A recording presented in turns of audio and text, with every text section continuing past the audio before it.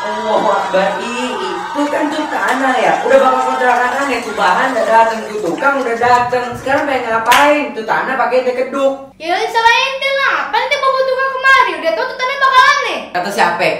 Juragan empang dari Betawi. Lah terus kenapa ente keduk tuh tanah? Seorang aneh mau bikin empang. Terserah lah, ambil aja tuh tanah. Aneh punya tanah gak cuma satu itu kok. Ya udah, aneh juga banyak empang. Jadi punya abang, gak sabaran banget. Mentang-mentang adek, semua pengen diambil sama dia.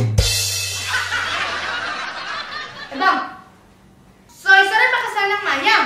Kudunya kita sesaudara saling sayang. Makan selendang mayang, sampingnya buah apel. Aneh juga pengennya saling sayang, cuman entenya yang bikin aneh kesel. Daripada ke jalan-jalan ke kota Bangil, jangan masukin ke hati, Bang. Emang aneh orangnya tengil.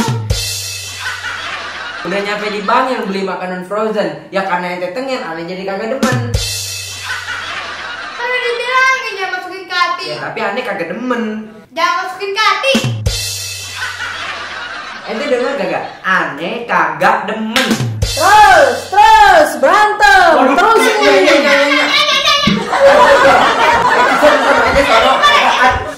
Ente bocah minta dilempar cucur panas kali ya.